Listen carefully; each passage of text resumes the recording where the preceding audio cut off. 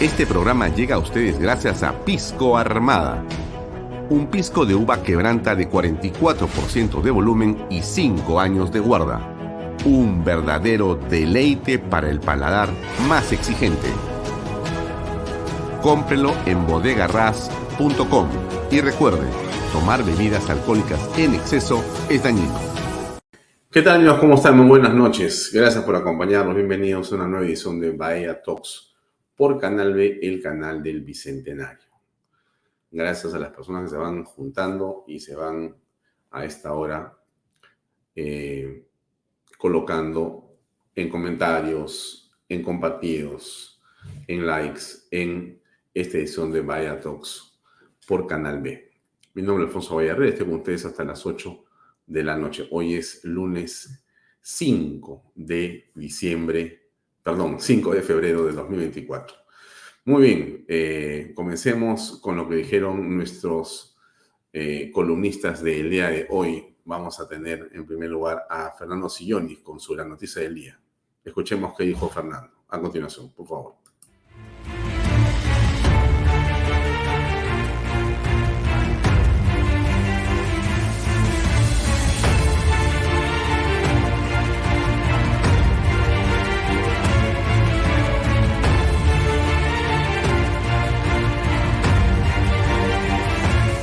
Hoy es el huaico, mañana será la helada, luego la sequía, hasta nunca acabar. El clima en nuestro país es más o menos así. De enero a abril siempre, desde toda la vida, llueve copiosamente y hace mucho calor. Los reservorios se llenan con las abundantes aguas de lluvias. Sin embargo, mucha agua dulce, miles de millones de metros cúbicos se pierden en el mar. ¿Por qué no construimos reservorios, sobre todo en la sierra, para guardar parte de las abundantes aguas de lluvias y disponer de ellas en los estiajes? Vaya usted a saber. En los veranos, como ahora, los ríos se desbordan. Muchos huaicos caen embalados y arrasan con todo lo que encuentran en su camino. Piedras, palos, bicicletas, carros, camiones, viviendas, enseres, plantas, animales y, por supuesto, gente. ¿Por qué se permite que poblaciones enteras se asienten en cauces de huaicos? Vaya usted a saber. El hecho es que, pasado el huaico, todo termina embarrado, destrozado, pestilente, plagado de zancudos y mosquitos. El temible dengue reaparece, así como todo tipo de enfermedades de la piel, enfermedades diarreicas y demás. Después del huaico, todo es desolación y muerte. Tragedia total. De mayo a agosto, siempre, desde toda la vida, hace frío, mucho frío, sobre todo en la sierra. En ese periodo cesan las lluvias. Los que tienen acceso a agua de reservorios pueden regar sus cultivos y abrevar su ganado, pero el resto la pasan mal, muy mal. El frío intenso de la sierra, sumado al estiaje, se vuelve invivible. Los pastos se secan, los animales malnutridos se enferman, incluso algunos mueren de frío, hambre y sed. Miles de familias migran a la costa o a la selva en busca de trabajo, comida y buen clima. Todos los años, desde toda la vida, la tragedia de la helada en la sierra ocurre más o menos en agosto, por ahí. ¿Por qué no se construyen viviendas abrigadas que mantengan una temperatura confortable para sus moradores? Vaya usted a saber. De septiembre a diciembre se exacerba la desesperación por el agua. 6 o 7 meses de estiaje es una eternidad para cualquier cultivo o crianza. En esa temporada aparecen las primeras lluvias, pero claramente son insuficientes. Sobre todo para los campesinos que no tienen acceso a agua de reservorios, los cuales, dicho sea de paso, son la mayoría. Por ello, todos los años, desde toda la vida, en octubre, noviembre o diciembre, el gobierno declara al agro en emergencia por sequía. Lo anecdótico es que pocos días después de las declaratorias de emergencia por sequía sobrevienen los diluvios, como ahora. Y así el ciclo climático peruano transcurre todos los años, desde toda la vida, entre huaicos, heladas y sequías, indefinidamente hasta nunca acabar. Entonces, vuelvo a preguntar, ¿por qué no hemos construido reservorios ni sembrado bosques en la sierra para evitar huaicos e inundaciones y para tener agua todo el año? ¿Por qué hemos depredado la vegetación ribereña para fabricar esteras, dejando desguarnecidos a nuestros ríos? ¿Por qué no hemos construido masivamente viviendas populares dignas, bien ubicadas, a prueba de huaicos e inundaciones antisísmicas y a prueba del frío intenso de la sierra? ¿No será que el Estado ha fallado estrepitosamente en materia de gestión de riesgos de la naturaleza? Y si a ello le sumamos los pésimos servicios públicos, me refiero a los servicios de salud, educación, seguridad, infraestructura, justicia y demás, ¿no será que el Estado ha fallado estrepitosamente en todo o casi todo? Pues yo creo que sí. El Estado peruano, nuestro Estado, ha fallado estrepitosamente en prácticamente todo. Entonces, ¿alguien en su sano juicio cree que la situación va a mejorar haciendo siempre lo mismo sin cambiar nada en el Estado? Pues yo creo que no. Para que la situación cambie y mejore, es decir, para que los peruanos tengamos buenos servicios públicos, tenemos que despolitizar el Estado y profesionalizarlo y adecentarlo. Y eso se logra quitándole las competencias de salud y educación a los gobiernos regionales, quitándole las competencias de agua potable, limpieza pública y vivienda a los gobiernos locales, quitándole las competencias de infraestructura a los organismos públicos descentralizados, llamados OPDs, que no sirven para nada. OPDs como Provías Nacional y Provías Descentralizado del Ministerio de Transportes, que dicho sea de paso, están en el ojo de la tormenta por Vizcarra y su pandilla. ¿Qué tal tira de coimeros eran los moqueguanos esos? Quitándole las competencias al PRONIS del Ministerio de Salud, al PRONIET del Ministerio de Educación, a Proinversión de la Presidencia del Consejo de Ministros, a las direcciones de infraestructura de los gobiernos regionales, etcétera. Y en su reemplazo, previa disolución de las OPDs antes mencionadas, hay que crear organismos autónomos especializados en cada una de las competencias estatales fallidas, con el concurso de los más calificados profesionales del país. Autoridades autónomas para cada servicio público fallido, totalmente descentralizadas, cero politiquería. Concursos públicos para la designación de todos sus funcionarios, integridad y capacidad por encima de todo, cero designaciones a dedo, cero tarjetazos, pura meritocracia, gestión basada en objetivos claros y medibles, evaluación por resultados, eficiencia total. No queda otra. El Estado peruano falló. Si no lo profesionalizamos y autonomizamos y adecentamos, seguiremos como estamos, indefinidamente con pésimos servicios de agua, vivienda, salud, educación y seguridad, con obras de infraestructuras paupérrimas, con funcionarios corruptos a diestra y siniestra, con mediocridad a tope. Y en materia climática, si seguimos tal cual, seguiremos tal cual. Hoy, mañana será la helada, luego la sequía, hasta nunca acabar.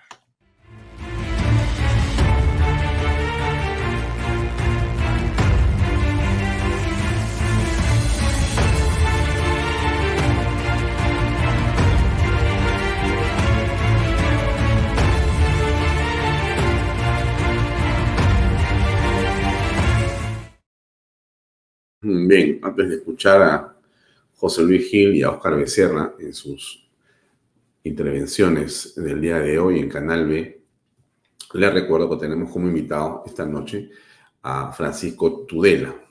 Va a estar con nosotros, así es, el doctor Francisco Tudela. Pancho va a conversar con nosotros de varios temas, no es solamente sobre la Constitución del 93, sino también, por supuesto, sobre lo que pasa en el contexto internacional, en lo que está ocurriendo en Estados Unidos, lo que sucede en Argentina, en América Latina. Y, por cierto, conversaremos sobre la importancia de la inversión y lo que significa China en la política portuaria peruana. Así es, esta noche va a estar él aquí en Vaya Talks en unos minutos más. Bien, pero vayamos a escuchar a José Luis Gil en su columna, perdón, me equivoqué, me las han confundido, acá está, ya, inteligencia para la acción, nada es casualidad. A ver, escuchemos por favor.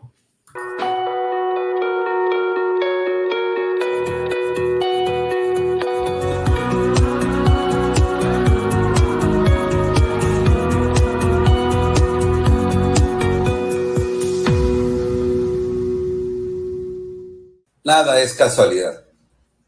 En la lucha contra el socialcomunismo progre en Sudamérica, nada debe parecernos casualidad. Y hay que comenzar a unir diversos cabos, porque eso nos va a llevar a tener hipótesis más firmes sobre qué es lo que está pasando en Sudamérica y qué es lo que está pasando en nuestro país.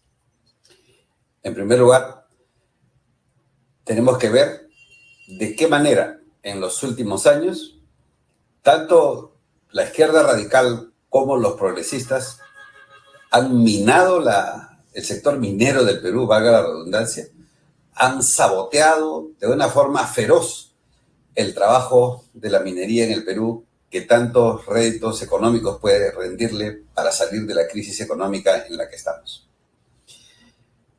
Han promovido incluso, ¿no?, a los comerciantes informales, a los mineros informales. Y eso le hace daño al país, por supuesto. Ahora están incursionando en la agricultura, en el barrio chino. Están comenzando a tratar de convencer a los agricultores del barrio chino sobre nuevas fórmulas de relacionamiento con la gran agricultura. ¿Qué es lo que quieren hacer? Nuevamente socavar, sabotear la explosión de la agricultura que tenemos en el país, con esta cantidad de frutos, de berries que estamos exportando, que han superado todas las expectativas económicas que se puedan imaginar. Pero ya están metidos ahí. Están saboteando a una empresa cacaotera en las zonas, en la selva del Perú, como es Tamchi, ¿verdad?, en la que a punta de juicios quieren traerse abajo una empresa que le daría muchos beneficios a la región. Entonces ya tenemos minería, ya tenemos agricultura, y se van a ir por los agricultores de otros lugares más. Además de esto, la criminalidad transnacional, que es la macrocriminalidad que está de llegada al Perú, que justamente se ubica en los lugares donde hay minería y donde hay agricultura, donde estos criminales han comenzado a, entre comillas, reforzar la forma, la manera como deshacerse de las dos actividades principales en la economía del Perú. Esto también nos debe llamar la atención. Nada es casualidad. Como tampoco es casualidad que al día de hoy en Chile haya 122 personas fallecidas por incendios forestales que han sido, de alguna forma, han caído en la sospecha de que algunas personas habrían estado manipulando este tipo de tragedias, ¿verdad? Tanto como en Ecuador, los incendios forestales en Ecuador, los incendios forestales en Argentina. No tardaremos seguramente en tener incendios forestales. Si nosotros los peruanos no despertamos ante estas evidencias, ante esta cadena de evidencias que se están dando en el país y que se están dando en Sudamérica, entonces vamos a tener serios problemas de seguridad, serios problemas en la producción, serios problemas en el aspecto social en nuestro país. Es momento que la derecha peruana se una, que la derecha peruana haga una coalición de derechas, de todas las derechas posibles, para poder contrarrestar el avance de esta coalición social comunista progre que viene tanto del extranjero como del interior del Perú. No olvidemos, estamos bajo ataque y todos estos indicios no son casualidad. Buenas tardes.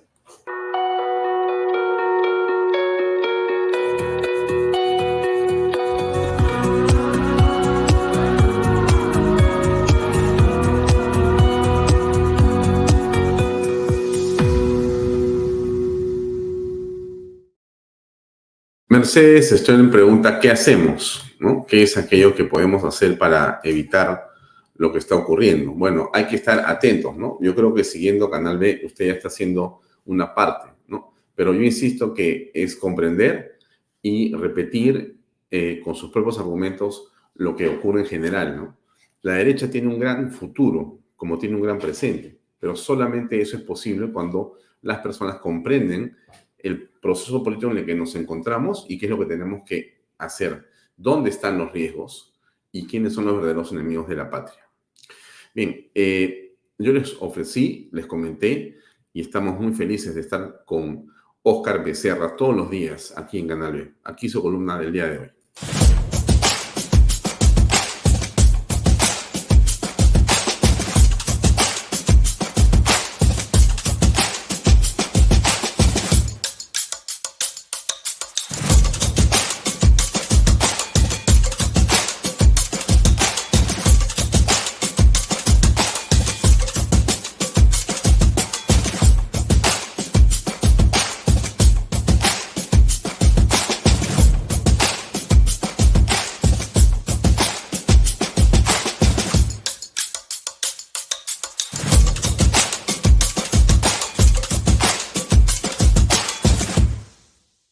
Hola amigos de Canal B.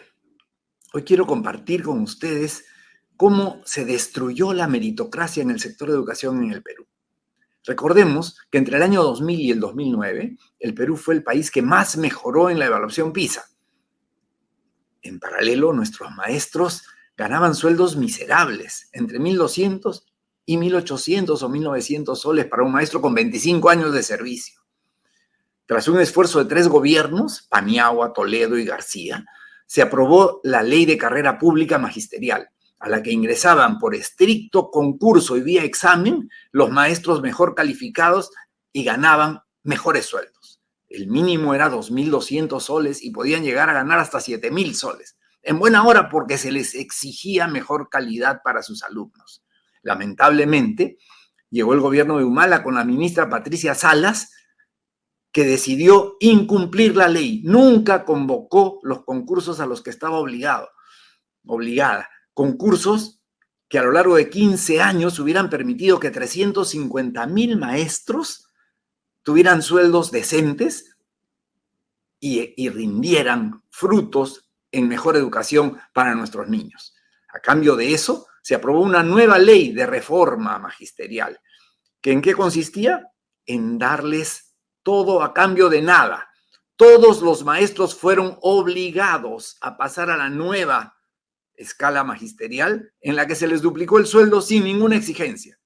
Entre la ministra Salas y el ministro Saavedra, que gastó 728 millones de soles a lo largo de 10 años en consultorías a ONGs, a exministros, exviceministros y a organismos internacionales que recompensaron sus gestiones con alabanzas y lo pusieron en un pedestal que no merece.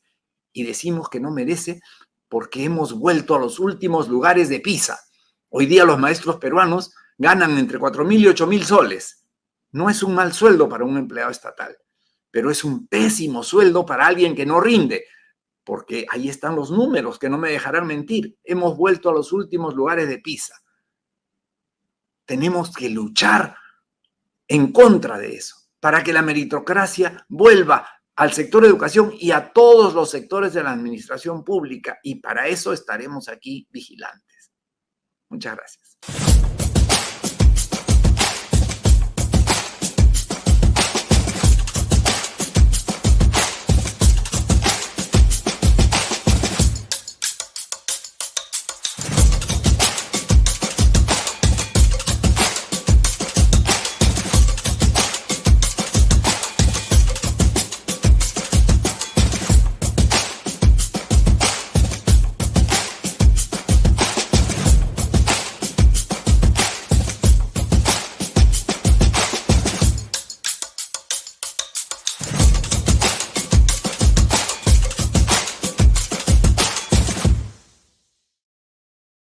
Bien, el Oscar Becerra va a estar con nosotros todos los días en su columna Meritocracia. Qué interesante, qué importante que personalidades de la valía de quienes nos acompañan en digamos, en la parrilla principal de Canal B todos los días puedan estar señalando, remarcando, enfatizando estos conceptos para que usted, a su vez, los haga suyos si les parece y los pueda replicar, repetir y argumentar en sus conversaciones. En realidad, parecía que estuvieran de acuerdo, ¿no? Porque una cosa dijo Sillonis y una cosa dijo Becerra, y pues se hubieran conversado. Pero si usted creo que escucha a todos los que están, digamos, en esta extraordinaria parrilla de contenidos y de programas distintos de Canal B este 2024, encontrará que parecen también una sincronía de voces. Y esto no es, digamos, sino nuestro interés fundamental de lograr que desde diversas posiciones, diversos ángulos del conocimiento o de la gestión pública o de la cosa pública, podamos encontrar que hay una recurrencia en los planteamientos y en la visión de los problemas, e inclusive en la forma como enfrentar esas soluciones. La meritocracia es una transversalidad indispensable en el país. Lo ha dicho Becerra, lo dice Sillonis, y lo ha practicado ambos cuando han estado en la esfera pública. O sea, no es que son unos teóricos sobre conceptos, no, estos son unos prácticos que vienen de la esfera privada, van a la esfera pública, ponen en práctica aquello en lo que han creído en sus vidas, regresan a la esfera privada y te dicen ahora, mira, este es el camino que ha funcionado cuando yo estaba ahí. Por eso es que esto es tan interesante. Yo estoy seguro que usted sabrá apreciar, señora que ve, señor que ve este programa, que ve este canal, lo que estamos tratando de hacer. Y usted lo estará cada día entendiendo mejor. Son distintas voces. Y cada uno con su particular forma de verlo. Pero en todos los casos, efectivamente, usted puede encontrar una línea y una comunión. Bien, le recuerdo que hoy día va a estar con nosotros Francisco Tudela, Pancho Tudela, para conversar sobre la Carta Magna del 93, pero también sobre la geopolítica en el mundo, en el Perú, Milei y demás. Valga la pena para comentarle, de todas maneras, que hoy hemos tenido también un programa estupendo en la tarde con Luis Hernández en su programa Sin Límites y hablando de el consumidor y la discapacidad. Bien, y también interesante, importante saber que a las 8 de la noche va a estar el teniente general PNP José Baella, entrevistado por Pepe Mato en el programa Perfiles. O sea que si usted quiere conocer, vamos a ver, pues si quiere, llamémosle un poco la vida de José Baella Malca, del teniente general José Baella Malca, que tiene su programa también con nosotros. Bueno, este día de hoy lo entrevista Pepe Mato en Perfiles, después de Baella Talks, o sea que va a estar pegadito. Pancho Tudela, terminamos con la entrevista y arranca el programa de 8 o 9 de la noche. No se lo pierda. Si por alguna razón no lo ve, porque se fue a comer un chifa o se fue a hacer deporte o tuvo que ver a la familia o se quedó trabajando donde sea que fuera que hubiera estado, mírenlo en su celular más tarde o en la página web. Es la ventaja de los programas que tenemos nosotros. Los pueden ver ustedes siempre completamente en perfecto estado y en máxima calidad. Así que yo espero que usted... ¿Y por qué Pepe Mato quería entrevistar al general Baella? Porque estamos buscando, efectivamente, cada vez dar a conocer también a los conductores nuevos que tenemos. Ya pasará por ahí también seguramente Pedro Guevara o José Luis Gil o otras personas que están, o el propio Becerra, que también estará solamente con Pepe Mato, que busca darles una conversación distinta a todos los que participan de su programa.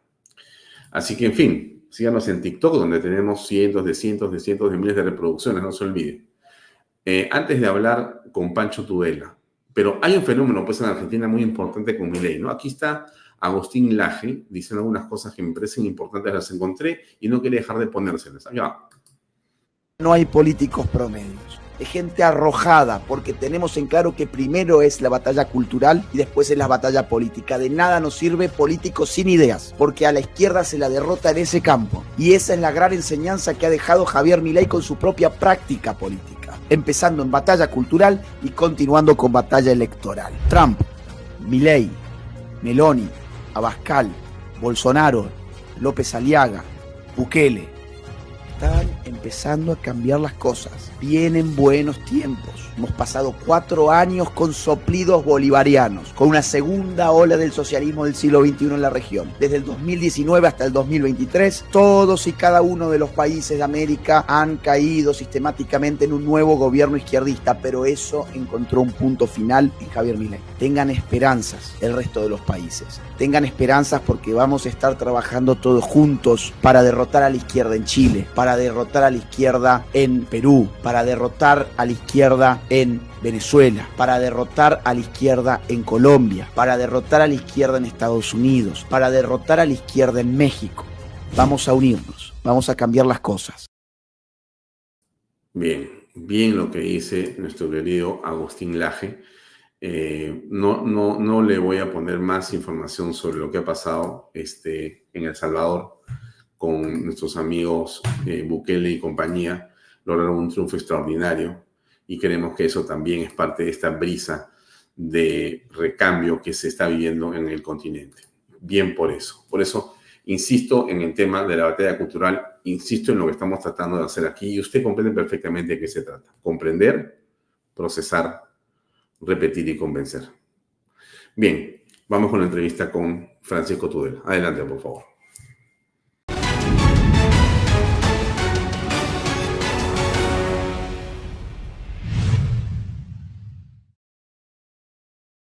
Bien, amigos, estamos en Vaya Talks con la entrevista de fondo el día de hoy, lunes 5 de febrero. Nos acompaña Francisco Tudela. Pancho, buenas tardes. Gracias por acompañarnos. Muy buenas tardes, Alfonso. Gracias por la invitación. En realidad, hay varios temas que quiero aprovechar tu presencia para tocar. Quizá podríamos comenzar por uno que tiene que ver con el rol que tú desempeñaste políticamente en un momento en la historia política del Perú hace 3 décadas, en las que en una coyuntura determinada se produjo este golpe de Estado por parte de Alberto Fujimori, la llamada al orden y finalmente el compromiso por una asamblea constituyente y una nueva Carta Magna. Y tú estuviste presente en ese proceso en la que se trabajó una nueva constitución.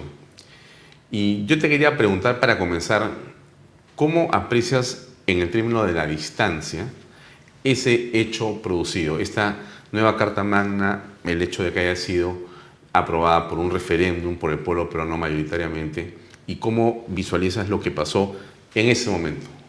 Bueno, sobre cómo visualizo hoy la Constitución del 93 y su aprobación por el pueblo en un referéndum como extraordinariamente positivo. Ha permitido 3 décadas de crecimiento, del 94 al 2024. El último año ha sido muy malo, el 2023, pero por causas absolutamente ajenas a la constitución política del Estado, sino justamente por no saber ver tal vez lo que esa Constitución propone, que es la dinamización del individuo, la dinamización del sector privado, la dinamización de la capacidad creativa del mercado. Y entonces, naturalmente, al ponerse eso de lado y pensar que se puede levantar un país después de la pandemia, del intento de golpe de Castillo, las reformas políticas hechas por una junta de notables, entre comillas, por el presidente Vizcarra, que han dado como resultado un estancamiento político y económico espantoso. Entonces, naturalmente, creer que se puede salir de ese estancamiento con el gasto público es intentar regresar a los 70, que fue justamente lo que la Constitución del 93 superó con gran éxito. Por eso te preguntaba ahí, ¿cómo encuentras la mayor diferencia entre esa Carta Magna y la anterior? ¿Y cómo se podría comprender si a alguien se le ocurre decir, no, tenemos que volver a la del 79? Bueno, quien diga que hay que volver al 79 está planteando no solamente un retroceso terrible en términos de libertad, en términos de economía y en términos de organización política del país, sino que está planteando además el regreso a la constitución de una dictadura. Seamos claros, la Constitución de 1979 es producto de las elecciones a la Asamblea Constituyente de 1978, convocadas mediante un decreto ley que decía qué tenía que incorporar esa Constitución. O sea, el gobierno militar, la dictadura de Morales Bermúdez, le decía a la Asamblea Constituyente qué era lo que tenía que incorporar a esa Constitución. No solo eso, no había prensa libre, porque había sido toda confiscada por el Estado en 1974. Que recién se volvió cuando llegó Belaúnde, correcto, en el 80. La Asamblea Constituyente del 78 al 79 no tenía poderes legislativos. Era una asamblea redactora de un texto constitucional que incorporó a la revolución militar ya fracasada en el año 78-79, ya quebrada, ya arruinada, ya con inflación. Es decir, ahí comienza el proceso inflacionario que llevará a la hiperinflación. Incorpora 3 artículos. Uno que establece que el Estado puede intervenir en la economía, otro que el Estado puede fijar las normas del mercado y puede reservarse cualquier dominio de la actividad económica nacional si lo considera estratégico. De tal manera que la idea de un banco central autónomo, la idea del respeto a los contratos, del trabajo de los peruanos en todas las áreas de las actividades económicas del país estaba negada en la Constitución del 79, que ha tenido acérrimos defensores hasta hace muy poco, hasta que se han asustado y han cambiado de opinión, acérrimos defensores, porque como era la Constitución de Fujimori la que había cambiado las cosas y producido un boom económico y convirtiendo al Perú en el primer país en términos de crecimiento y Producto Bruto Per cápita en América Latina en un tiempo récord, pues entonces había que combatir esa Constitución y defenderla del 79. No se puede volver a una Constitución hecha en dictadura. La Constitución del 93 fue fruto del 93-94 con el referéndum, fue fruto de elecciones libres, con prensa libre, con televisión libre, que tuvieron lugar a finales de 1992. Y se eligió una asamblea constituyente que no estaba condicionada en lo que tenía que redactar por ningún decreto ley y que podía decidir si hacía una nueva constitución si reformaba la anterior, en fin, tenía libertad de hacerlo. Y además tenía poderes legislativos, o sea, era un Congreso pleno, se restableció el equilibrio de poderes. Ahora, alguien podría decir, y lo dicen, por un lado que la Carta Magna del 93, ha logrado, entre las cosas positivas, impulsar el crecimiento de una clase media, ¿no? La aparición, la consolidación de una gran clase media. Con gran éxito.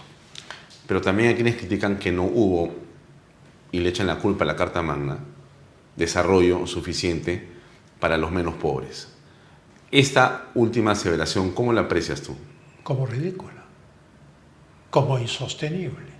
La Constitución del 79 nos hundió en la década del 80 en la miseria más atroz que ha visto el Perú, con índices de desnutrición terribles, con una hiperinflación que llegó al 7.614%, con un pueblo que no tenía qué comer, sometido al azote terrible del terrorismo que destruyó infraestructura por el valor de la deuda externa de ese entonces, que era 24.000 millones de dólares, en un estado completamente quebrado, arruinado e irreformable. ¿Por qué era irreformable? Era irreformable porque la Constitución de 1979 hacía imposible la reforma, porque preservaba las grandes empresas públicas, porque preservaba todo un sistema estatal que representaba mucho más del 50% de la economía. Pues bien, hoy el Estado peruano, en el año 2024, está representando cerca del 45% de la economía total del país. De tal manera que aún con la Constitución del 93, al no aplicarse las normas de libertad del sector privado, de la ciudadanía en general, pues también se está generando una situación dramática. Pero en esa época no había posibilidad de reformar la ruina absoluta en la cual se encontraba el Perú por culpa de la Constitución de 1979. Entonces, decir que de la noche a la mañana, como por un acto de magia, toda la población del Perú no fue rica por culpa de la Constitución del 93, revela de una enorme ignorancia del funcionamiento de la economía. Absorber 3 o 4 décadas de descenso económico en una década fue el milagro económico peruano. Ahora, ¿es el capítulo económico uno que debería ser todavía mejorado en el caso de la Carta 93? ¿Tú aprecias que hay aún espacio para hacer reformas dentro de eso? Yo creo que, como dicen los americanos, si funciona, no lo arregles. Y funciona. Perfectamente. Digamos, 0%, por no decir menos 0.1, 0.2 de crecimiento del último año. Y, digamos, la situación económica de decrecimiento continuo de los últimos 10 años, porque si bien es cierto, si sumas los 30 años han sido positivos, pero si comienzas a analizar por dentro encuentras que desde Ollantaytambo hemos comenzado a decrecer, ¿no? O a no tener un crecimiento sostenido ni importante. Algo está mal. ¿Eso que está mal, a qué obedece? Bueno, obedece a un fenómeno tan antiguo como la humanidad, que se llama genéricamente la corrupción y la coima, que no es lo mismo. La coima es pedir dinero para facilitar un trámite. La corrupción es utilizar el Estado en beneficio propio, en beneficio de los amigos, en beneficio del partido y hacerlo crecer, convirtiendo al Estado en una especie de King Kong. Esto es, cada gobierno deja una capa nueva, y finalmente uno está con un King Kong enorme que absorbe recursos desmesurados de los impuestos de los ciudadanos. Todos los peruanos pagan constantemente 18% cada vez que se toman un Inca Kola, cada vez que van a una bodega, cada vez que se toman un café. La recaudación principal es esta recaudación indirecta. Cada vez que llenan su tanque con GLD, con petróleo, con gasolina, están pagando el selectivo al consumo, que además no fue un impuesto diseñado para los combustibles, sino para los bienes suntuarios. Y entonces, naturalmente, cuando uno ve esta realidad, uno comprende que el Estado, cuando crece demasiado, absorbe los recursos que deben ir a salud, que deben ir a educación, que deben ir a infraestructura, y se los come el propio Estado, quedando una fracción marginal para construir colegios o una carretera o para curar enfermos o para comprar medicinas o aparatos de rayos X o de ecografías. Que cada vez es menor. Que cada vez es menor porque este Estado se ha vuelto gigantesco, y no hablemos solo del Estado central. Parte del King Kong son los gobiernos regionales. Cuando la Constitución del 93 dejó abierta la cuestión de los gobiernos regionales en una disposición transitoria. ¿Fue un error? Bueno, no se podía legislar en la Constitución una ley de regiones. Pero el error fue del gobierno del presidente Toledo, que frente a una baja dramática de popularidad, creo que llegó al 5%, y ante inminentes elecciones municipales, dio una ley de regionalización en la cual lo que había sido diseñado para crear macrorregiones o buscar fórmulas, esto es que cada departamento era considerado una región para una futura legislación, lo aplicó literalmente y convirtió al Perú en un estado rarísimo, en el cual hay 25 regiones. O sea, los Estados Unidos, que es un país de 320 y tantos millones de habitantes, 325 millones de habitantes, tiene 50 estados. Nosotros tenemos 33 millones y tenemos 25 regiones. 62% del presupuesto de la República se va a las regiones. Hoy, ¿te parece que seguimos el camino de un Estado excesivo y descontrolado? Correcto, porque hay, bueno, en primer lugar, tal vez una falta de conciencia ciudadana sobre el destino de los impuestos. Hay mucha gente que piensa que el dinero del Estado no es su dinero y que el Estado no es de ellos. Piensan que el Estado está ahí. Yo voy a dar un ejemplo. Yo dicté un curso de Economía Internacional en una maestría en la Universidad Católica el año 90 o 91, cuando regresé de terminar mi posgrado y mis estudios en Europa. Y le hice una pregunta a los alumnos que habían vivido bajo el socialismo peruano del general Velasco. Estábamos ya terminando el gobierno de García, era el 90, estábamos en el último medio año del gobierno de García, y entonces yo pregunté a los alumnos, ¿de dónde viene el dinero que está en los bancos? ¿En los bancos? En los bancos. Ya. ¿De dónde viene el dinero que está en los bancos? Entonces, un buen grupo levantó la mano y les dije, bueno, y usted dígame, y usted, del Estado, dijeron, todos al unísono. O sea, la población del Perú estaba convencida, después de un estatismo que venía desde el final de los 60, que el dinero provenía del Estado, que el dinero que tenían los bancos era impreso por el Estado y entregado a los bancos. Y les dije, ustedes están equivocados. Y se los demostré. Fue un curso de economía política. El dinero que está en los bancos americanos, el dinero que está en los bancos europeos, el dinero que está en los bancos rusos, no viene del Estado, viene de los ahorristas. Que son los ciudadanos. Que son los ciudadanos. O sea, lo que hace funcionar la vida económica de un Estado es el dinero de los ciudadanos, y lo que hace funcionar al Estado también es el dinero de los ciudadanos. Es el 18% de IGB, es el selectivo al consumo, es el impuesto a la renta.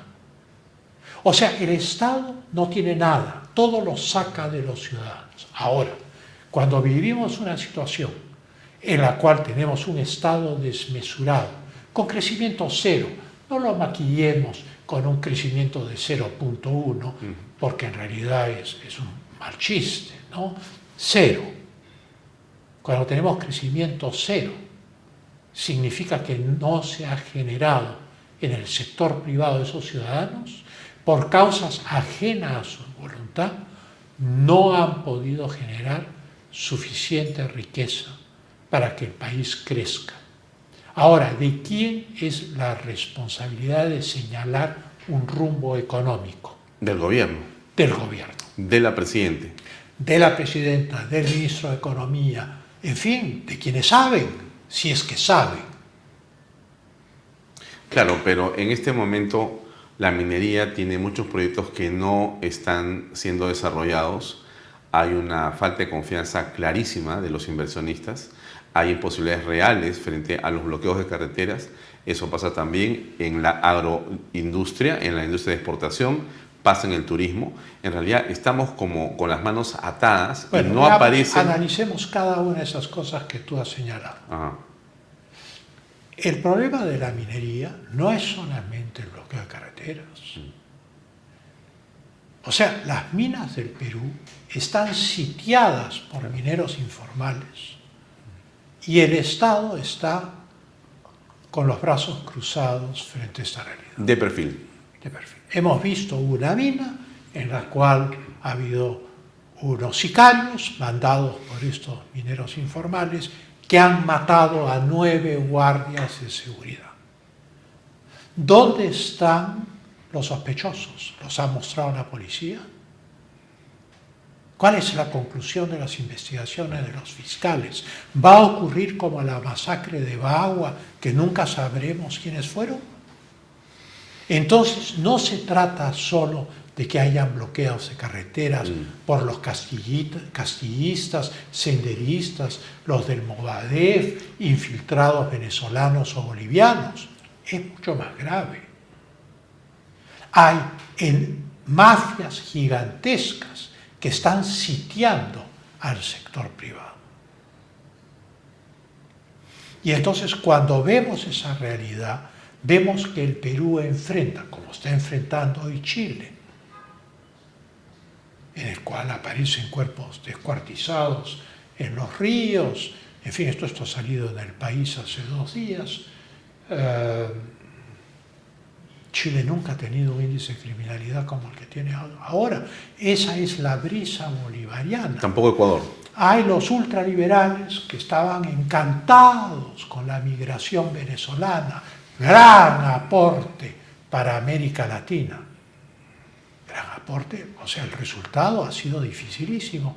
Para empezar, los números que manejamos nosotros en el Perú, 1 millón de inmigrantes, es muy difícil de digerir. Un sector de ese millón se dedican a actividades ilegales. Lo mismo pasa en Chile, lo mismo pasa en Colombia, lo mismo pasa en el Ecuador, que ha declarado el estado de guerra interna.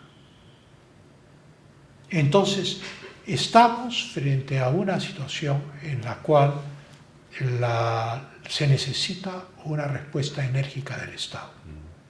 El Estado no puede estar pensando que va a suplir sus déficits aumentando los impuestos, que es lo que se ha venido debatiendo en estos últimos días. Ahora, el caso de Petroperú es uno que parece ser algo que no concluyó Alberto Fujimori o el equipo de gente que propuso cambios importantes en el modelo económico y en ese esfuerzo privatizador y modernizador, ¿no? Porque se quedó Petroperú como para después. Y en realidad viene de la época militar, ¿no? Yo estuve presente en la Asamblea ¿En ese debate? Constituyente, en ese debate, porque, digamos, el Congreso Constituyente legisló sobre todo eso durante los años que funcionó. Petroperú fue suprimida.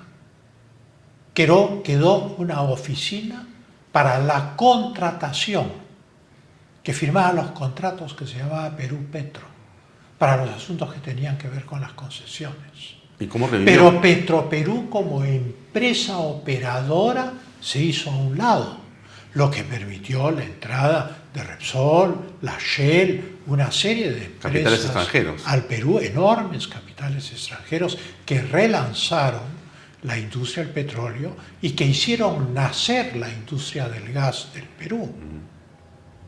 Y entonces no es cierto afirmar que no se enfrentó a ese problema, se enfrentó. Volvamos al gobierno del presidente Toledo, resucitó Petroperú.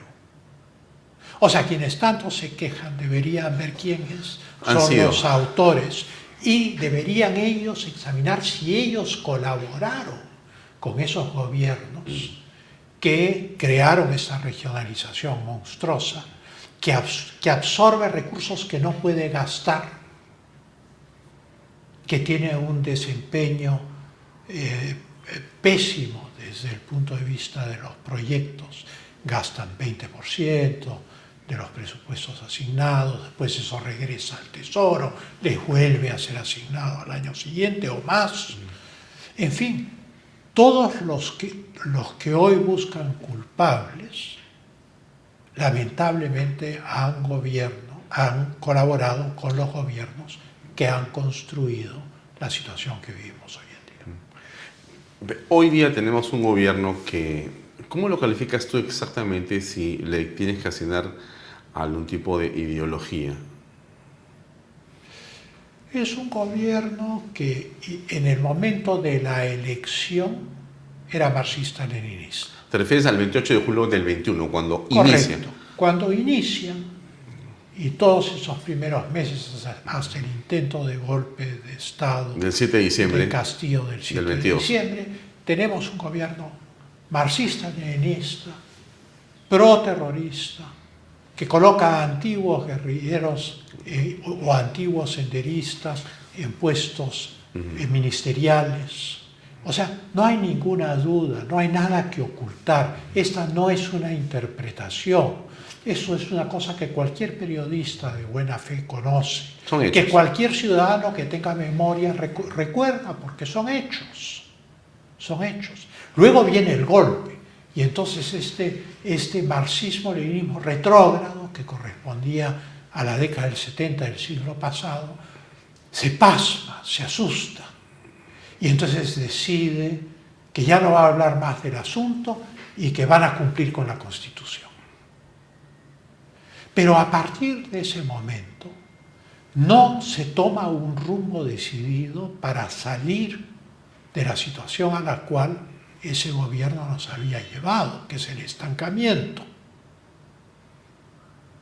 Y entonces, claro, lo único que hay entonces para enfrentar la crisis, entre comillas, digo yo, porque no es enfrentar en realidad, es el gasto público. Y entonces, digamos, el 2022, el 2023, han sido años de gasto público, pero de ausencia de inversión privada y de, ¿cómo lo podríamos decir? Gestión lo calificó de desinversión muy elegantemente. Yo encuentro que es un término exquisito. Desinversión. Tantas empresas han desinvertido. La desinversión es que se van del Perú. Tantas empresas se han ido del Perú. Ahora, ¿cuál es el factor central? Confianza. No porque lo diga Fukuyama, que ha escrito un libro que se llama Confianza, sino porque siempre se ha sabido que un régimen de economía de mercado funciona bien cuando hay confianza. En las épocas de gran confianza, bastaba con la palabra dada para dar por hecho un contrato. ¿Por qué? Porque se confiaba. Cuando no hay confianza, cuando la gente tiene miedo a la criminalidad, cuando la gente no sabe si las reglas se van a mantener o no, que rigen su vida personal, su vida familiar, su vida social, su vida económica, etc., no hay confianza. Cuando hay dudas respecto a eso, no hay confianza. Cuando nadie puede vislumbrar el futuro, porque un gobierno tiene que ser como un proyector, un faro que apunta hacia el futuro y le dice al país, este es el camino, hacia acá tenemos que ir. Pero si no hay luz para ver el futuro. ¿Y podrías interpretar luz o intento de clarificar eso cuando tiene nombramientos como el del canciller, por ejemplo? Javier González Oloche es un hombre de una posición política conocida, ¿no?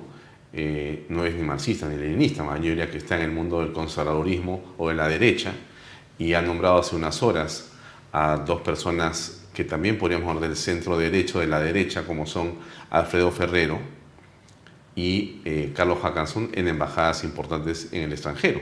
Así es, en ¿Qué Washington piensas? y Costa Rica. ¿Qué piensas de esa visión? Pienso que eso es muy positivo. Pienso que ha sido una muy buena designación, tanto la de Ferrero como la de Hackanson. Creo que la designación de Javier González Arachea como canciller del Perú también es una muy buena designación. ¿Cómo ayuda eso a generar confianza? Bueno, es que esto es el orden externo. O sea, digamos que es correcto. Esta es la proyección externa del país. Lo que se está tratando es de tener una proyección externa que sea atractiva. Pero en el mundo de las realidades, cuando yo hago una oferta, aquel a quien yo le hago la oferta examina la oferta. Y va a mirar su integralidad. Claro, yo ofrezco en venta un departamento, y digo que es un departamento nuevo, recién estrenado, nunca ha sido usado. Pero la persona a quien esa es la oferta externa. Naturalmente, el que se entusiasma afuera va a venir a ver el departamento. Y si encuentra que no es un departamento para estrenar, o que tiene vicios ocultos, que tiene vicios ocultos, que lo descubre, que es un departamento viejo, que no funciona bien, no lo compra. Entonces, ¿a qué voy? Tiene que haber una armonía entre la representación exterior del Perú, que está siendo muy bien ejecutada, y la realidad interior del Perú, que es la columna vertebral de todo.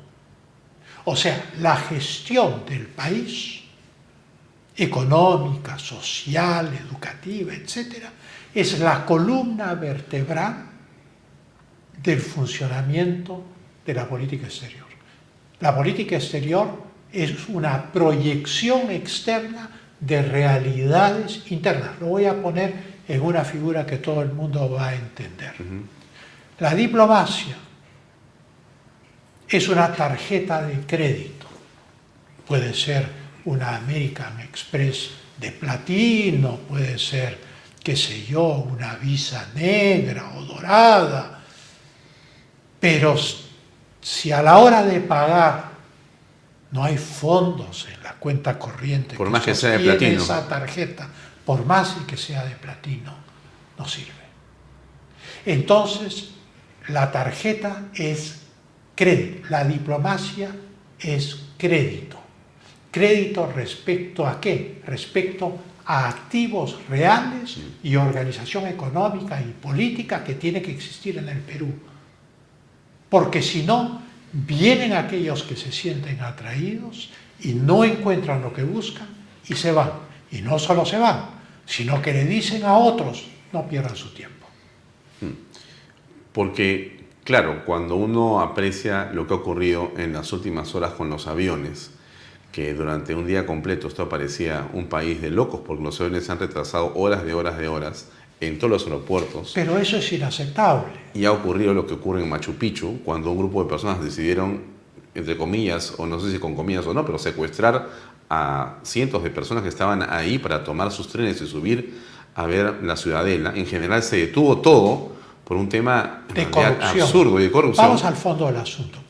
En el primer caso por un tema de encubrimiento doloso, Sí. en el cual los controladores que vieron el accidente de los bomberos Sí. estaban cobrando horas extras Pero, y se quedaban horas extras, pero ya no tenían no estaban alertas, estaban cansados, todo por ganar más en el sueldo. ¿A costa de quién? A costa de los pasajeros, a costa de los pilotos, a costa de los bomberos que murieron. En el caso de Machu Picchu es la corruptela de las entradas que finalmente ha generado esta catástrofe. Esto no puede permitirse.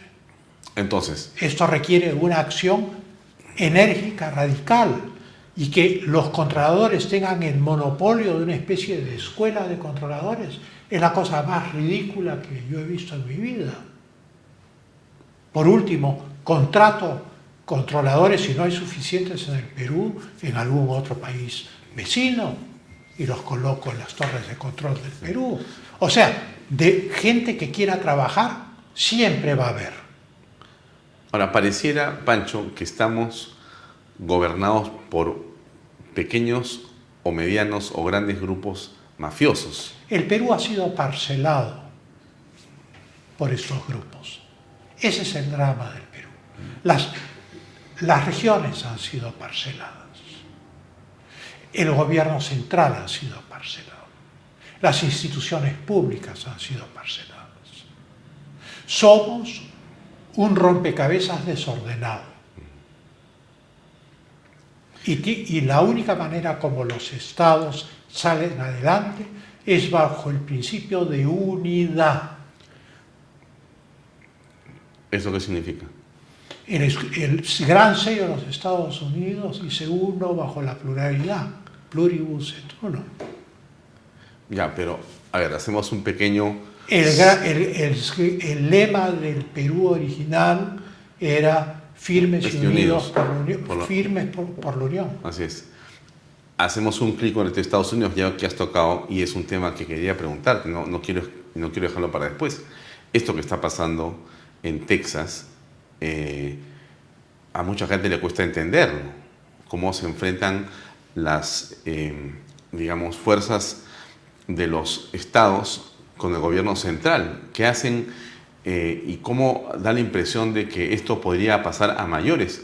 A unos le llaman guerra civil. Biden por un lado, el gobernador de Texas apoyado por otros estados y por milicias de ciudadanos que apoyan justamente que se detenga la inmigración ilegal. Bueno, ¿qué pasa exactamente en Estados Unidos? Valga la pequeña digresión. Ocurre algo perfectamente normal y que no tiene nada que ver con milicias de ciudadanos ni nada por el estilo. Los Estados Unidos tienen una guerra terrible, una guerra civil terrible en 1860. En 1878, para garantizar la independencia de los estados dentro de la Unión, se da una ley que se llama la Posse Comitatus Act. Es una ley que prohíbe la intervención de las Fuerzas Armadas de los Estados Unidos dentro de la Unión, dentro de los Estados Unidos. Entonces, cada gobernador tiene bajo su comando, no el presidente de los Estados Unidos, a la Guardia Nacional. Su propia Guardia Nacional. La Guardia Nacional de los Estados Unidos es estatal. Hay 50 guardias nacionales. Correcto. Hay 50 ejércitos. 50 ejércitos, equipados como ejércitos que obedecen al gobernador, que tienen aviones, que tienen blindados, que están uniformados. Pequeños estados completos. Sí, pero que siempre ha habido armonía.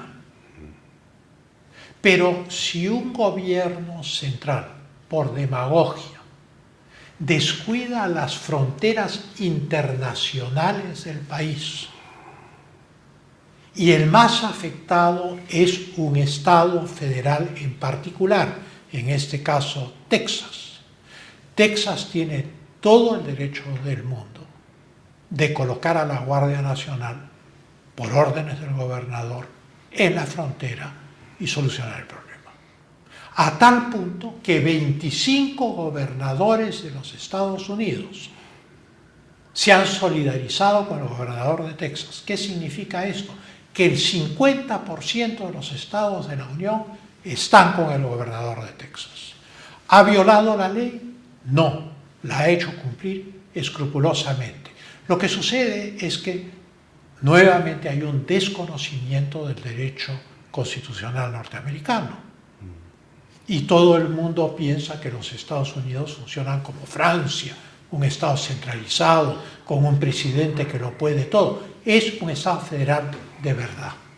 Y en un Estado federal de verdad, lo que no es relaciones internacionales, comercio internacional y defensa, está en manos de los estados.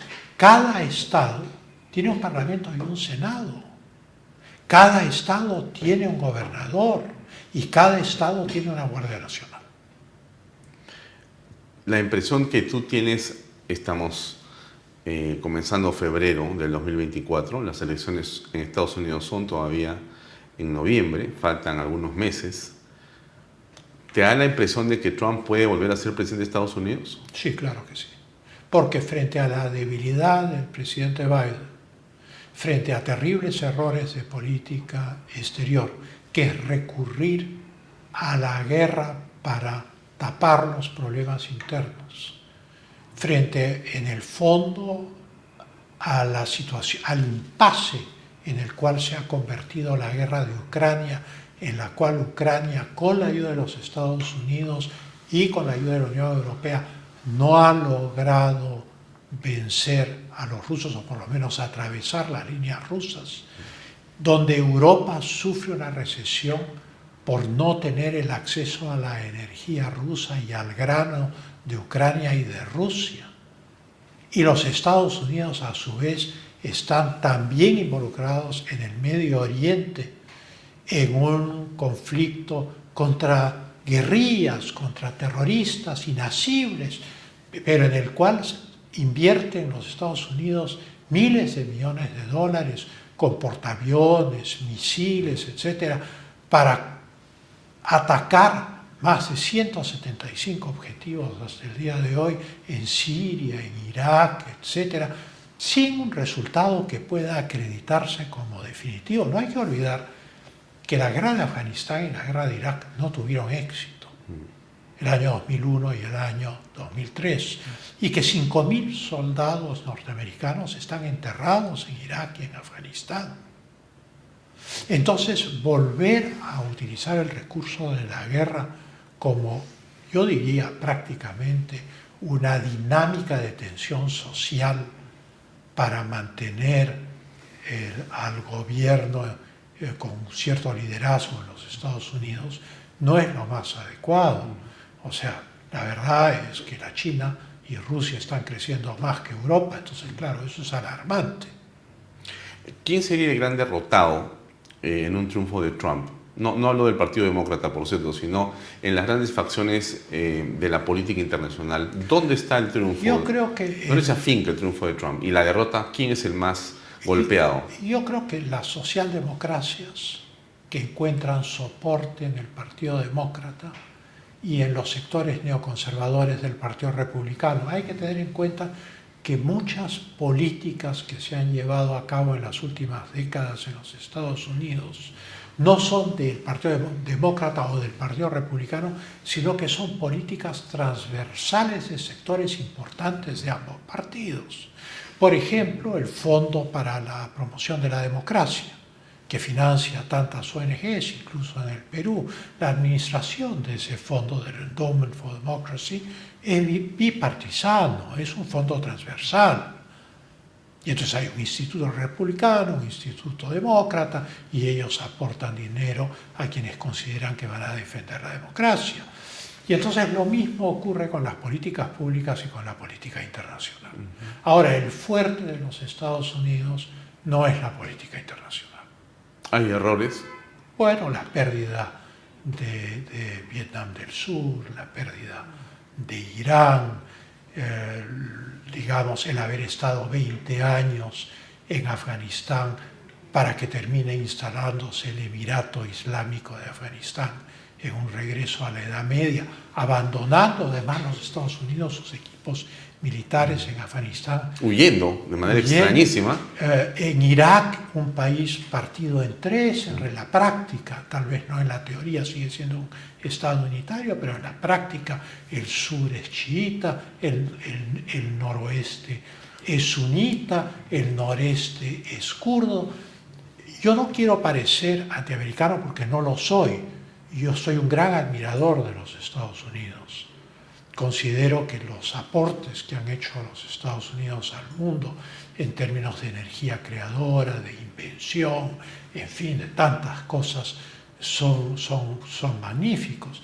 Pero en el plano del pensamiento político, en el plano de la geopolítica, hay como una declinación en las últimas décadas. Ahora, pero, a ver, en un eventual triunfo del presidente Donald Trump, ¿tú crees que él le daría o le tiraría un portazo a la Agenda 2030, por ejemplo? ¿O no, él sería contemplativo? ¿Qué crees tú de eso? No creo que sería contemplativo. Creo que la Agenda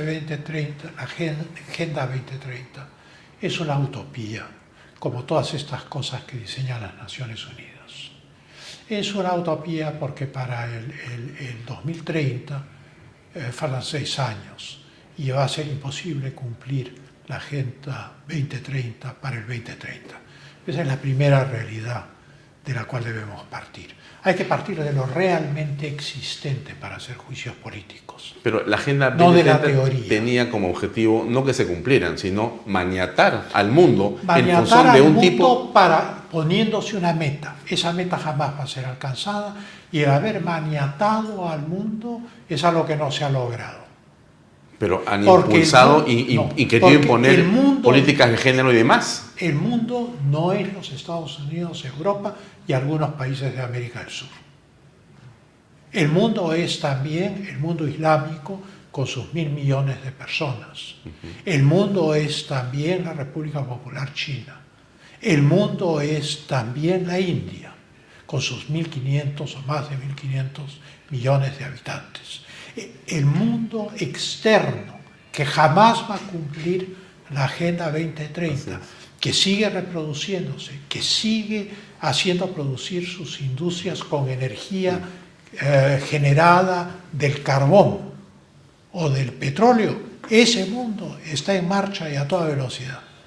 Mientras que los alemanes han cerrado sus reactores nucleares y están volviendo a quemar carbón y creen que con unos molinos de viento y con unos paneles solares van a relanzar su tecnología y su industria. Hay aspectos desconocidos de esos paneles solares y de esas hélices generadoras de energía, de esos dinamos con hélices. Y es que cuando esos dinamos se dañan por granizo, tormenta o nieves, esas palas tienen que enterrarse. Cuando por granizo se destruyen kilómetros de paneles solares, es como vidrio roto, no hay más remedio que enterrarlo. Ahora bien, dejando... O sea, digamos, hay que ver que en estos métodos llamados alternativos, también hay un factor que es no renovable. También hay un factor contaminante. El litio, se habla de litio, que nosotros tenemos mucho litio, debajo de los salares, en Moquegua, en Arequipa, que Bolivia tiene mucho litio, debajo del salar de Uyuni. Pero lo que se sabe es que la minería de litio es altamente contaminante también. Entonces pensar que el litio nos va a descontaminar es otra utopía. Lo que hay detrás de esto es una romantización de lo primitivo. Es el buen salvaje de Rousseau. El hombre es bueno y la sociedad lo corrompe. Por lo tanto, esta sociedad tecnológica, moderna, vamos a enterrarla y vamos a volver a plantar zanahorias en el jardín. Y así la humanidad va a ser buena.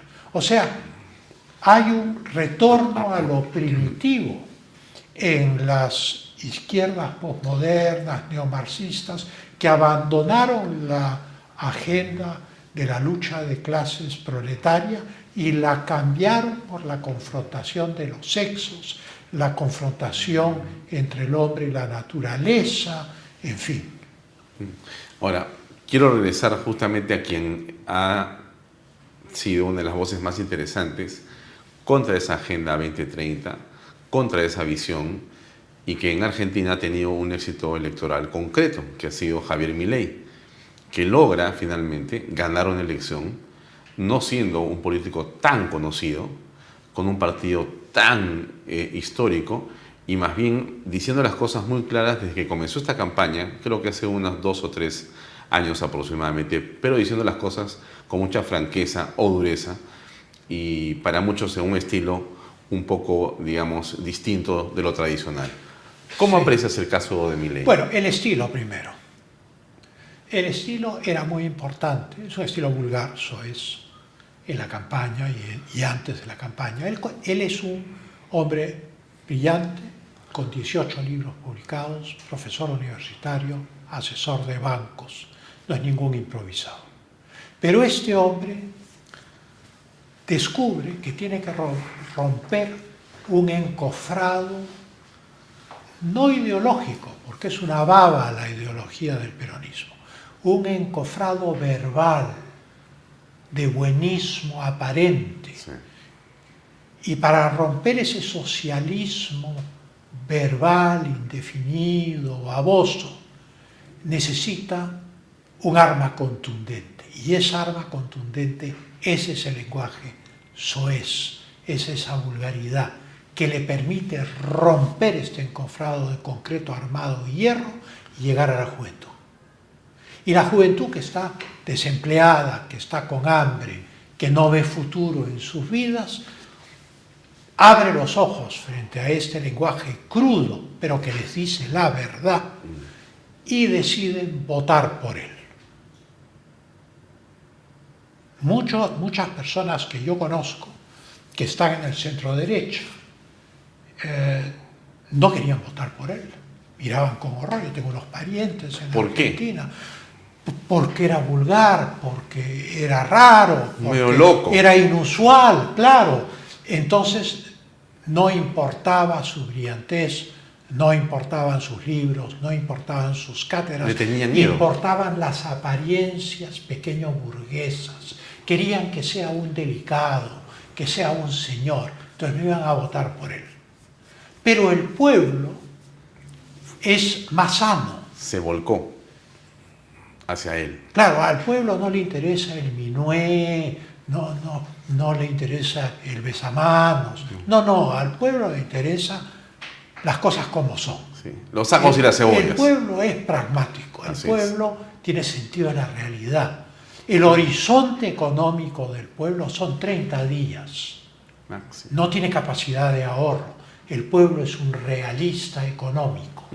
Y entonces este lenguaje, las verdades dichas por Milei con este lenguaje llegaron al corazón popular. Movilizaron al pueblo. Tú dices un partido más o menos no muy conocido. Un partido que nadie conocía. No tenía partido. No era un partido de masas. Era un partido electoral. Y sin embargo, el día de la juramentación, Milei pone 2 pantallas gigantes dentro del Congreso, donde están los diputados, los senadores, las delegaciones internacionales, se lleva con él a los jefes de Estado, los sienta en las gradas del Congreso que dan a la gran plaza y se dirige al pueblo. Y la plaza está llena a reventar de argentinos, que no son del partido, porque no hay tal partido de masas. Y eso te lo digo porque yo he estado ahí. Yo fui al cambio de mando en Buenos Aires. ¿Has estado ahí? Yo he visto eso. ¿Qué pasa en este momento en Argentina? La Argentina está pasando unas reformas. Eso es lo que pasa. Duro, complicado. Duro, pero Milei recibe apoyo popular. Claro que ha crecido su aprobación. Popular, porque si no tuviera apoyo popular, el Congreso se atrevería a bloquear la totalidad de sus leyes. Si el Congreso está pasando bloques de sus leyes, es porque sabe que si bloquea eso, va a tener la desaprobación popular. Sus propios enemigos están con cuidado. En el caso del Senado, ha ganado la presidencia del Senado, ha colocado a alguien de su partido en la presidencia del Senado, siendo un partido minoritario. Entonces, es un fenómeno muy interesante. Además, es un fenómeno muy interesante porque también es un fenómeno que cambia la dirección geopolítica del continente. ¿Por qué? ¿A dónde íbamos? Bueno, el continente había ido, se había metido al túnel del tiempo y había pretendido regresar a la década del 70 del siglo XX. Claro. Y resulta que estamos terminando el primer cuarto de siglo del siglo XXI. Entonces, Milei representa este sacudón de decir, oigan, no podemos regresar a la segunda mitad del siglo XX porque estamos terminando el primer cuarto de siglo del siglo XXI y tenemos que actuar en consecuencia. Y lo mismo ha ocurrido en el Ecuador. O sea, digamos, lo que hay hoy en la práctica es una alianza de la Argentina con Occidente que no existía 2 meses atrás. Hay una alianza del Ecuador con Occidente que no existía 2 meses atrás. Chile, aún con sus gobernantes socialistas, nunca abandonó su alianza con Occidente. Pruebas al canto, todo su armamento es occidental. Estados Unidos, ¿no? Estados Unidos, Gran Bretaña, Alemania, todo su armamento es occidental. Ahora la Argentina va a comprar 24 F-16, parece que el Ecuador también va a comprar F-16, vamos a ver. ¿Y Perú qué va a comprar? No tengo idea. Que debería comprar. Pero no cometamos el error de la década del 70. ¿Cuál fue? Que nos quedamos con la Unión Soviética cuando la Unión Soviética ya estaba declinando. Y persistimos aún después de que cayera el muro de Berlín y la Unión Soviética. Yo recuerdo en el debate constituyente, cuando se debatió el capítulo del régimen económico, un representante de otro partido propuso la tercera vía. Y en mi intervención yo dije que la tercera vía no era posible, porque la tercera vía era una tercera vía entre Occidente y la Unión Soviética. Ya no existía la Unión Soviética. Se había derrumbado junto con el muro de Berlín. Pero había, digamos, vuelvo al tema de los alumnos que creían en 1990 que el dinero de los bancos provenía del Estado. O sea, hay errores de concepción. No vayamos a quedarnos estancados frente a realidades que tienen gran velocidad en su transformación. Vamos a hacer una pequeña pausa y quiero continuar en esta segunda parte con algunos otros temas que se están quedando y que son muy importantes. Hacemos una pausa, amigos, y continuamos con Francisco Tudela.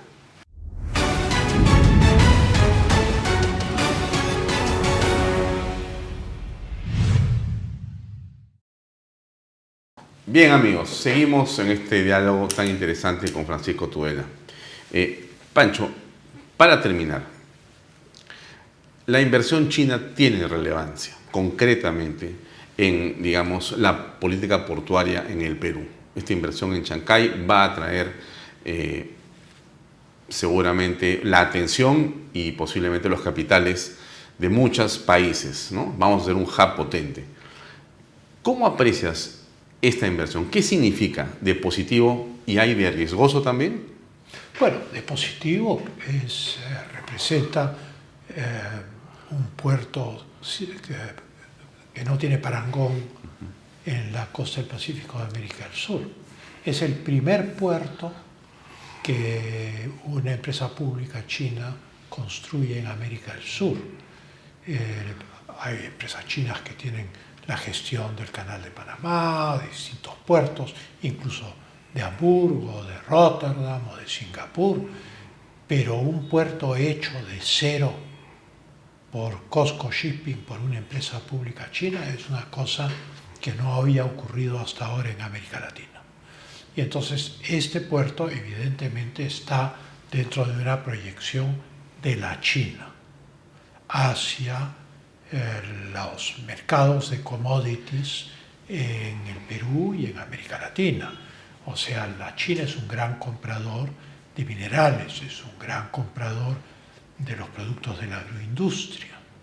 Al mismo tiempo, entran en una serie de otros negocios como es la construcción, la banca, incluso los seguros, la minería, la energía, etcétera.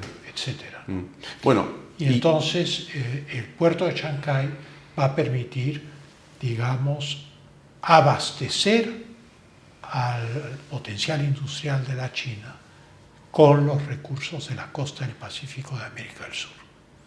Y entonces eso es tremendamente importante. ¿Por qué Estados Unidos crees tú que no ha tenido ese apetito, esa visión comercial en América Latina? ¿Por qué en el Perú no vio Chancay? ¿Alguien se le ofreció, me dicen, o ha visto otras posibilidades? Es que no se le ofrece a los Estados Unidos.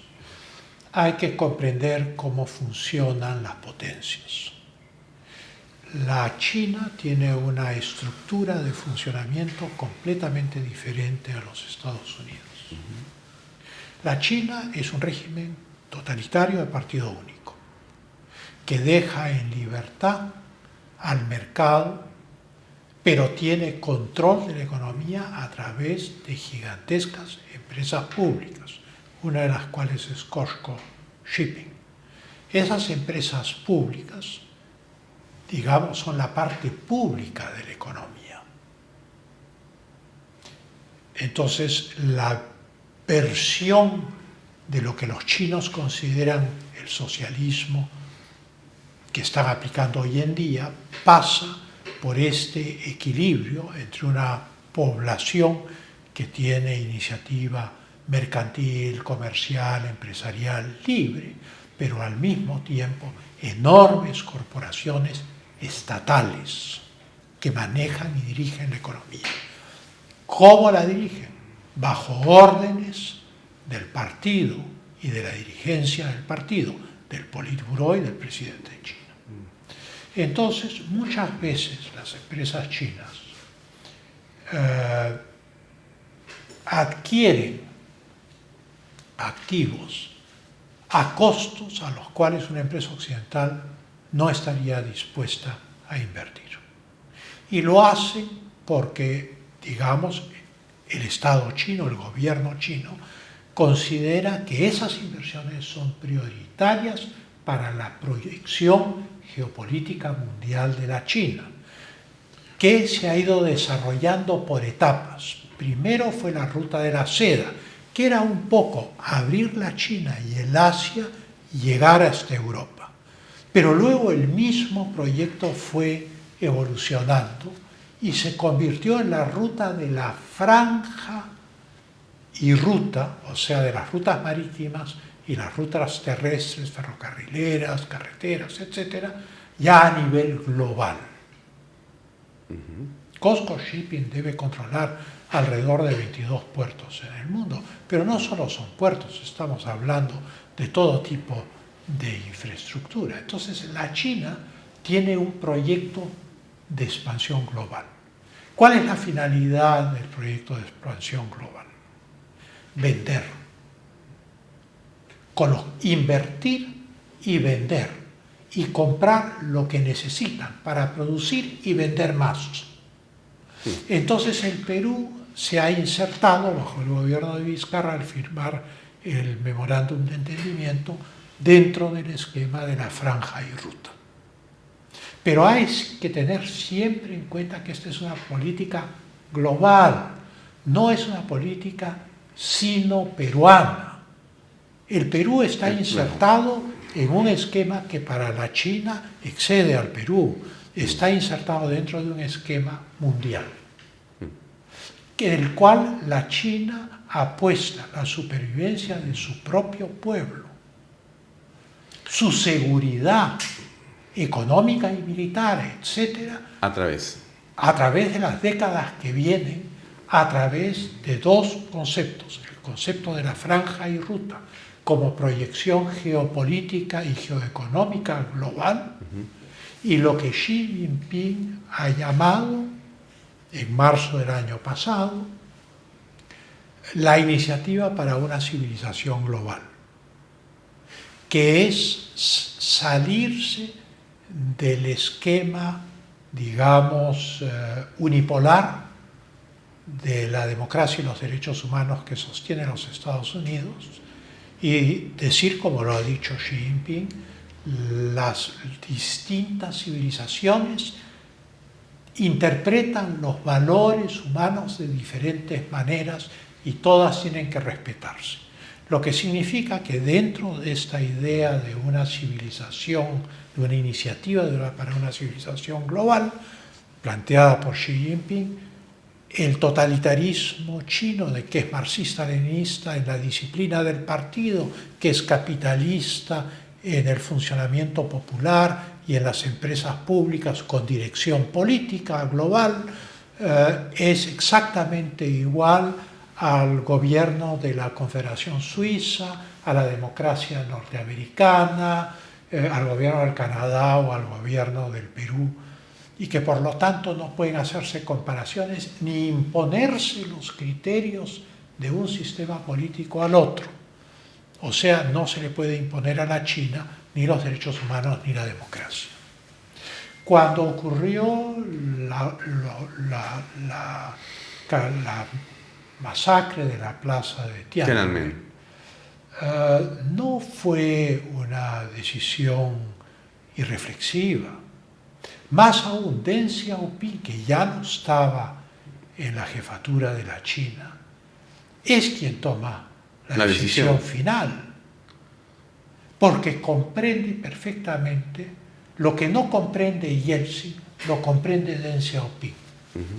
Lo que no comprende Gorbachev, lo comprende Deng Xiaoping. Gorbachev cree, con la perestroika, que puede reformar el sistema político y mantener el comunismo económico. Imposible. Una vez que se suelta arriba, se suelta todo abajo. Deng Xiaoping se da cuenta que la cosa es a la inversa, que hay que mantener el liderazgo férreo del Estado a través del partido único, incluso mantener el marxismo como la doctrina del partido único, y soltar abajo la economía, pero con el control social férreo del partido único.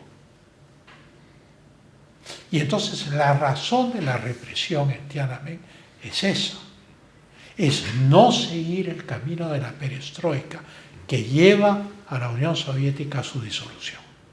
O sea, en pocas palabras, Deng Xiaoping no solo lo vio cuando ocurrió la crisis de Tiananmen, lo vio en 1978,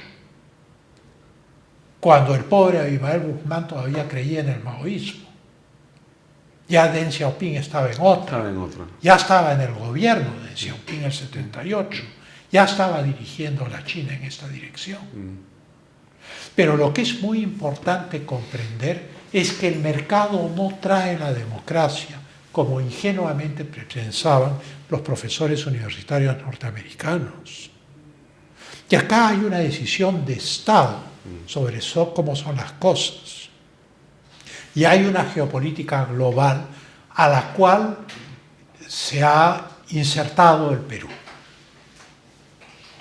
¿Que van a haber enormes beneficios? Sí, pero tampoco podemos poner de lado el hecho central de que hoy por hoy, para cualquier analista, el enemigo más peligroso para los Estados Unidos desde el punto de vista norteamericano en el orden internacional es la China, es la República Popular China. Bueno, eso queda como una interesante casi reflexión final. Entonces eso va a determinar el futuro de esta relación. Esperemos que sea positiva para todos, Ojalá. Sobre todo para los peruanos. Ojalá. Muchas gracias, Pancho, por esta conversación. Muchas gracias, Alfonso. Muy amable. Amigos, eso es todo por hoy. Nos despedimos hasta mañana en otra edición de Vaya Talks. Buenas noches.